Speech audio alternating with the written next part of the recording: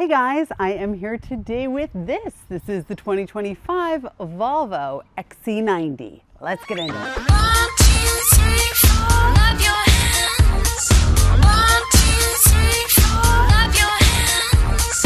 1, 2, 3, 4, clap your hands.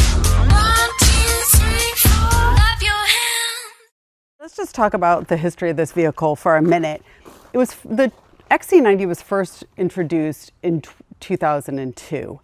And that was a great utilitarian vehicle. Everybody loved it. There were lots of generations of it. But then in 2015, well, at the end of 2014, for the 2015 model year, they released the new XC90. And this was on their SBA platform. And that would allow them to create all kinds of new vehicles after that that were fantastic. But they really wanted to position this vehicle as, you know, an X5 competitor, as a Mercedes competitor. And at the time, it was a little bit of a stretch, but man, this car has come a long way. And this version is particularly extraordinary. And I'm telling you that as someone who has owned 5 X5s. Let's get into it. So if you watch my other videos, you may recognize Princess. She's my Great Dane and she loves cars, and every time I review one, she decides to make an appearance. So don't worry, she won't stay all loungy over there forever. She'll be here in a sec. So the trim that I'm driving today is the XC90 T8 Ultra all-wheel drive. So what is that? So essentially they did a mid-year refresh for the 2025 XC90, and in this version, we get 2 very beautiful things. 1, plug-in hybrid. 2, wait for it, air suspension. So good.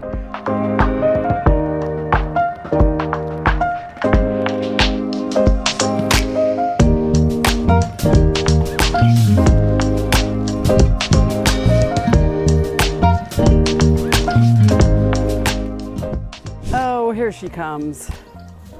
Hi. You can't get in the car.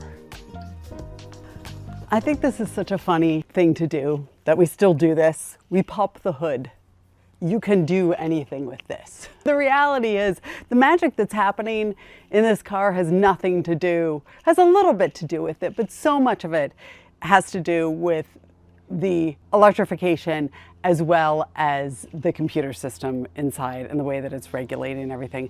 Don't get me started on the air suspension. But since we still call it under the hood, let me tell you what's going on here. So this has a 2-liter turbocharged direct injection engine, and that has an electric motor. This is putting out 455 horsepower and 523 foot-pound of torque. If that sounds like a lot for an XC90, yes, it is. And is it as good as it sounds? Why, yes, it is. All right, a lot of you will be looking at a plug-in hybrid because you're concerned about MPG. I get it, absolutely. So what's cool about this car is it gives you a lot of options for this plug-in hybrid system without using the electric motor, right? So if it's not charged, they're reporting you get about 25 miles to the gallon. I was averaging a little bit less than that, but I also am a very aggressive driver who lives in a very hilly area. So they're also reporting that the MPGe, which is the use of the hybrid system with the electric motor, is about 58 miles to the gallon electrified. And that's a wonky reporting system within itself. I was averaging a little bit less than that, but I've already told you about my driving habits, right? So how do they make the plug-in hybrid interesting? Well, there are 2 ways. 1, you can set the system so that it recharges your battery as you're driving. Essentially, a lot of vehicles do that, and it's just using the regenerative braking to charge the battery. But this puts it in a very specific mode that does that actively, and that's very, very good. Another thing that you can do with this car is you can hold on to the charge that you have and run on the gas power only and just preserve it for another point in time, which is really interesting. The integration of the 2 systems was really remarkable. I'm going to tell you a little bit more about that when we talk about the drive. The bad news with this plug-in hybrid is you can only charge on 110 or 220. There's no fast charging with this, but I mean, honestly, it's not a whole lot to charge and it doesn't rely on it, so it shouldn't necessarily be a deal breaker. Princess has decided to make an appearance in the video. She really likes attention, thus her name, so here she is. But let's talk about the beauty that is the XC90, right? I mean, this car has come such a long way in terms of design. It's truly extraordinary. Don't mess up my video, buddy. First of all, let's look at this beautiful brown metallic color. It is so beautiful. And what's great about this is also an old school XC90 color. You guys remember the one from the first gen that was brown. And obviously this one is much more sophisticated, a lot deeper, and obviously it's metallic, so that adds a whole other element. But the other details that are really refined in this version are just the headlights just look so beautiful. The back end looks so good. The wheels are good. Everything is really elevated. I'm not a huge chrome fan, but they've used it, you know, sparingly in this design. So it keeps the elegant, streamlined look that we expect from Volvo. And boy, I think this is going to age really well. What do you guys think? Let me know in the comments. Back end here looks so good, doesn't it? It's just beautiful. Yes, it's dirty. I don't think you need to see it when it's clean, because that you can see all that in the sexy advertisements. This is real life use. I've been driving this car for a week and had lots of people in it and real world stuff. Dog hair, even though my dog didn't get in it, go figure. Okay, so this is a third row, which I'm going to show you what that's like in a sec. But so with the third row, we've still got enough room, I think, for a week's worth of groceries, which is really great. But it's not so enormous that when you're driving this car, it feels too big. That's really nice. Underneath here, we, of course, don't have a spare because they don't really do that anymore. They give you a spare tire kit. And this is the 110 charger, which is fine, right? Pretty easy. Also, because this has the air suspension, see that? I can press this little button. Hey, can I do this as a party trick with your kids? They'll love this. Anyway, you can raise or lower the suspension of the vehicle to help you with, you know, cargo loading or whatever it is. I don't think a whole lot of people are going to use that, but it's a fun party trick nonetheless to know that you can do it. In the back end here, we've got two little pockets as well as some straps. So you can put things in here that if you're worried about them rolling around, or if it's something you just want to keep in your car, emergency snacks or diapers or whatever it is, that's great. All right, then when you're back here and you want to put the third row down because you've got no one sitting back there, you have more groceries, you're just going to pull this. Boom, headrest goes down, and then you're going to push it, and there it goes. Same on the other side. And yeah, there are lots of cars that you just push a button and it does that. But you'll be sitting there and waiting and waiting and waiting and waiting. And then when it breaks, you'll be really annoyed. I like this manual system, to be honest with you. I don't love it in seat adjustments, but in something like this, just having a really simple manual release is fantastic. I'm a fan. Then when you want them to go back up, it's gonna be the same thing. And it's so easy, your kids can do it. Put them to work. A back seat. Volvo has some of the nicest seats in the business. You guys probably already know this. They're just remarkably comfortable for long journeys, and they just have really great support. And as we know, Volvo is all about safety. So they've integrated the lumbar support with things like whiplash control and all this kind of stuff. So you'll be comfortable and you also feel safe, which is kind of sweet. All right, so of course this is Volvo, so I'm gonna put my seatbelt on even though I'm not going anywhere. This is the model with the captain's chairs. You can get it with a second row that's solid, but this is the one with the captain's chairs because those are nice. All right, so what's happening back here? It's quite lovely. This person is reclined a lot because that's my husband and that's what husbands do. We've got standard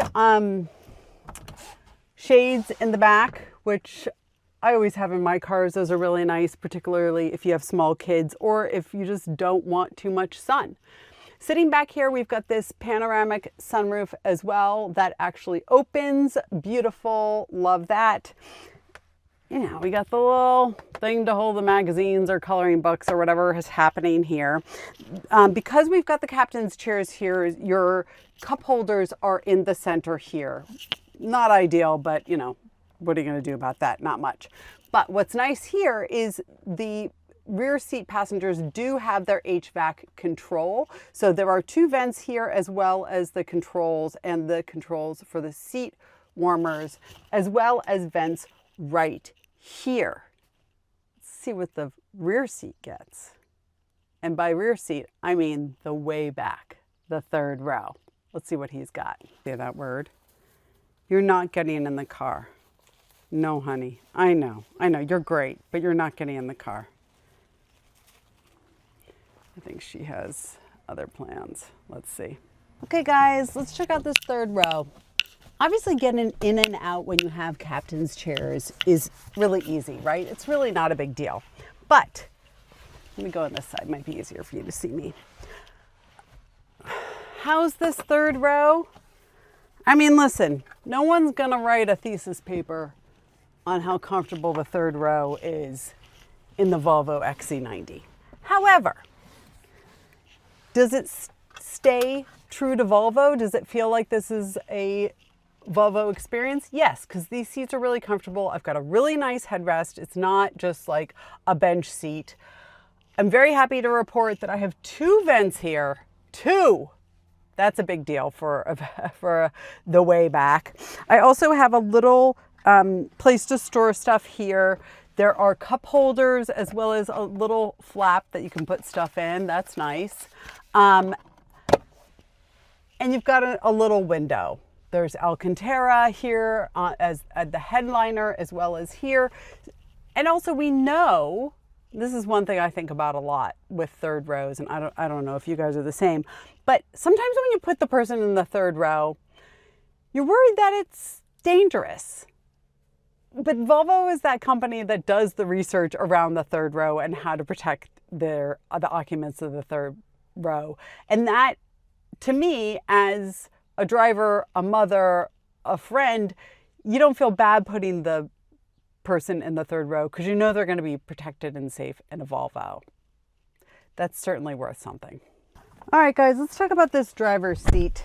Volvo's interiors are just so good. Let's just start there with how beautifully executed everything is. The amount of restraint that they accomplish is really to be admired. Pay attention, other automakers. They're beautiful touch points that tell you that this is a luxury vehicle without being tacky or even bordering on being tacky, which is really hard to do and just so refreshing to see. Just like this wood is a great example, right? Or this is a fabric detail that you can tell is organic. It's probably flax or hemp or something like that. I'm sure it's sustainable. This is stuff that Volvo does really, really well. So when we turn on the vehicle, so let's just establish that. We'll talk more about the design in a minute. So behind the wheel, we've got a very simple steering wheel here. It's probably gonna freak out when I don't have my seatbelt on because again, this is a Volvo, right? Okay, so behind the wheel, steering wheel, very simple, right? So this is all of my driver assistance for the adaptive cruise control. Easy, really easy to use. This is gonna control my infotainment system. This is going to control what I see behind the wheel. And then this is gonna activate the voice commands. P.S. This whole thing is powered by Google. So I can say, hey, hey Google, turn down the AC. Got it. Turning up the temperature. I like that. Hey Google, turn off my seat warmer. Got it. Turning off the seat heater for the driver. Thank you. I don't know what, do you guys do that too, where you feel like you have to thank thank AI or thank Siri or Google? I don't know why I do. It's just, I guess I was raised with way too many manners. So This is very nice. You've got your traditional windshield wipers, turn indicator, all of that. But again, like the turn indicator is a nice haptic experience. It's not, I don't love it as much as I love the Audi, sorry, but it's nice. It's simple, but it's also engaging. It feels like luxury, fantastic. There's Apple CarPlay, but guys, it's not wireless.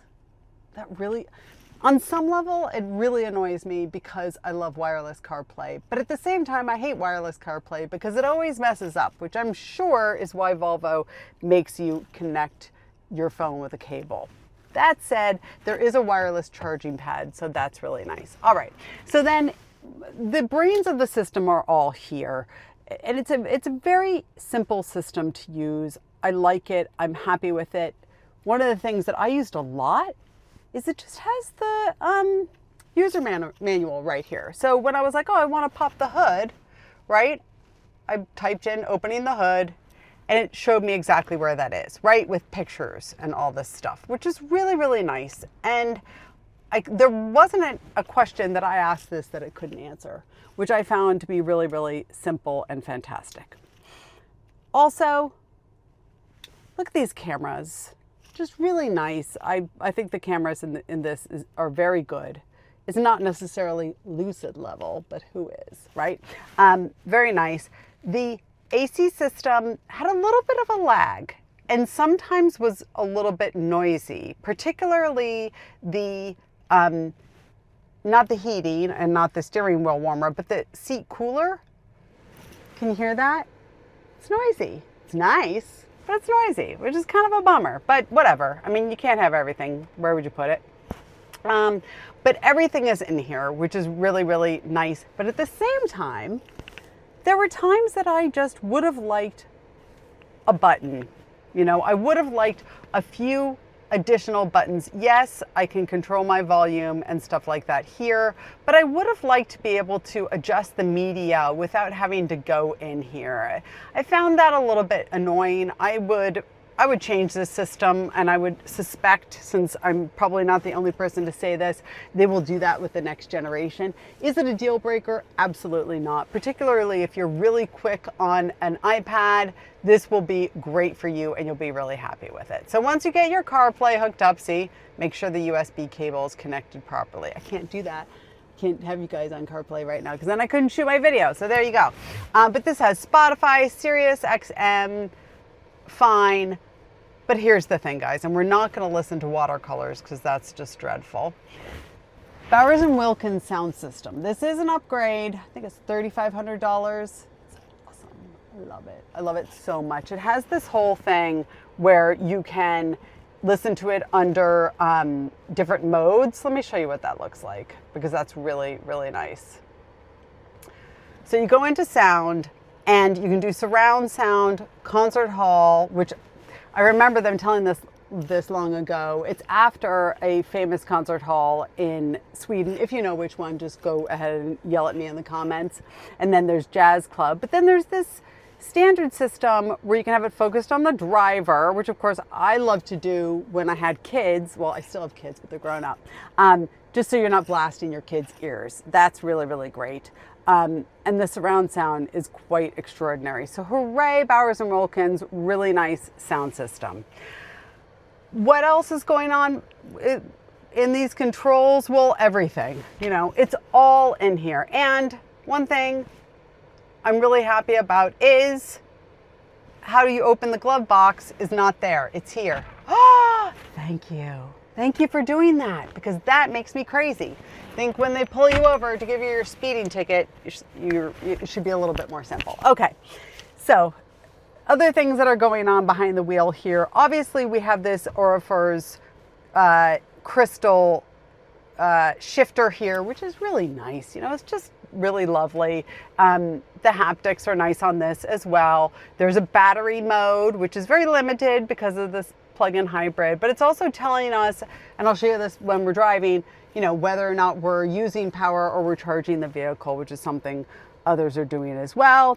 Your engine start-stop is right here, which they've done for quite a while. You can also turn off the automatic start stop, which is a function I love to be at the touch of a button because I hate that system so much. Your parking brake is right here.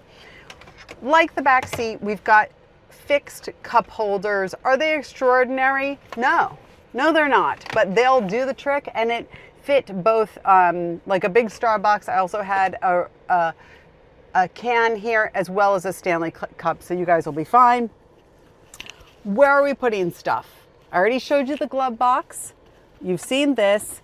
I've got a nice center console here, but it's not, you can't put a person here, absolutely not. And your jacks for your phone that you need to do because you know wireless CarPlay are in here. There's also a little storage place right to the left of and underneath the steering wheel.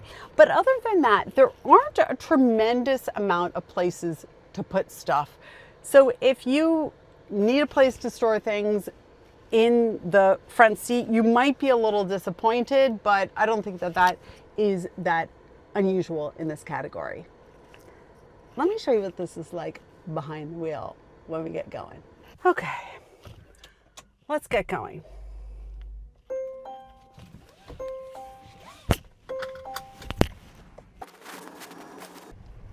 As you can see, the assistance is really nice here.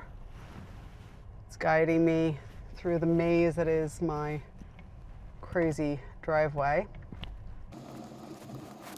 I'm going to use a clicker to open my gate, but this vehicle, you can pair your everything through this, so just FYI.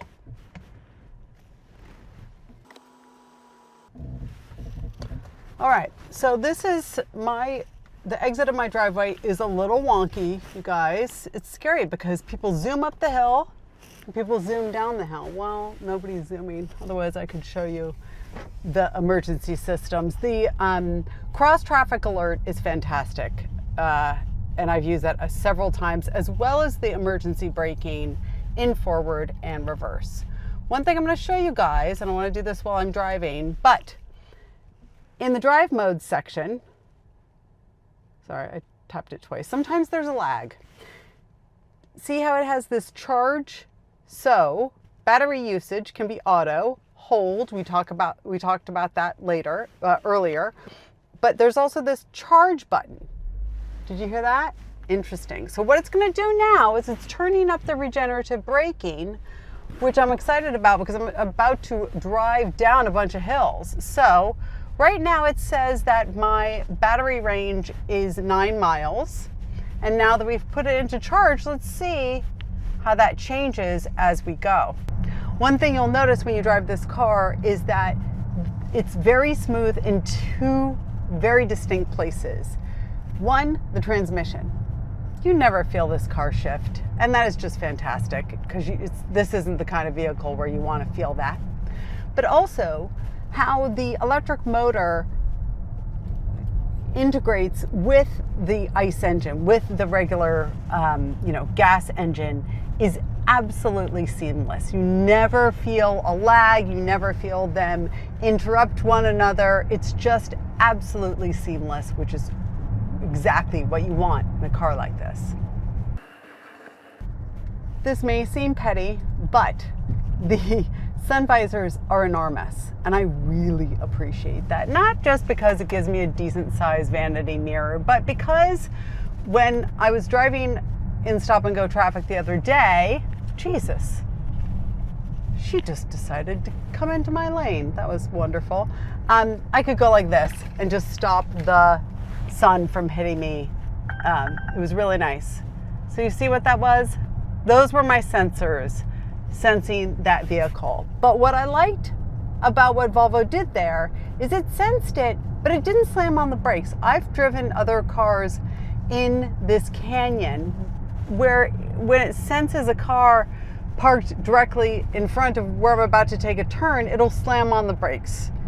Nobody wants that. And usually that's a result of either poor sensors or a poorly designed system, or the way that the vehicle itself is designed isn't enabling the sensors to work as they were originally intended. It's a very delicate balance. All right, let me just show you a little bit of acceleration here, right? Turbocharged, electric motor. My goodness, shouldn't be driving that fast, won't continue to do so.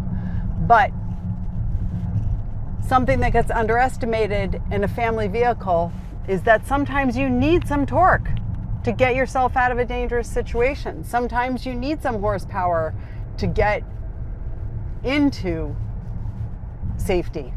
So this has that plus a little bit of fun for the rest of us. Okay, so here I am after going down that big hill. I've been driving for, I don't know, 7 minutes, something like that. And because I went down that big hill, I went from 9 miles to 11 miles. Doesn't feel like much, but if you leave this in charge mode and you drive a fair amount, even if you're not going downhill, every time you apply the brake, right? Like I'm coming up to this red light. Every time I apply this brake, it's going to charge a little bit. So you don't necessarily have to be in a very hilly condition to reap the benefits of this regenerative braking mode. Of course, it's better if you can charge your plug-in hybrid at home. You're just going to get a better user experience out of that. These cars aren't necessarily designed for you to use them without the electric motor functioning. This one, honestly, is better than most. Some of them, it's just like they're dead if the electric motor isn't operable. This, I had the charge all the way down at one point and the vehicle was fine, but boy, it's a lot more fun when you have the electric motor. Plus, your mileage is just going to be better, period. So what's the verdict? Listen, this is the newest XC90, and guess what? It is the best I've driven of this vehicle, and they've done such a great job in just making it better and better and better, and man, this version is just so extraordinary. I'm really impressed, honestly. Like, it can totally go head to head with the Germans. I think that's fantastic. What do you think? Let me know in the comments. I'm Motorhead Mama. Thank you so much for watching, and I'll see you next time.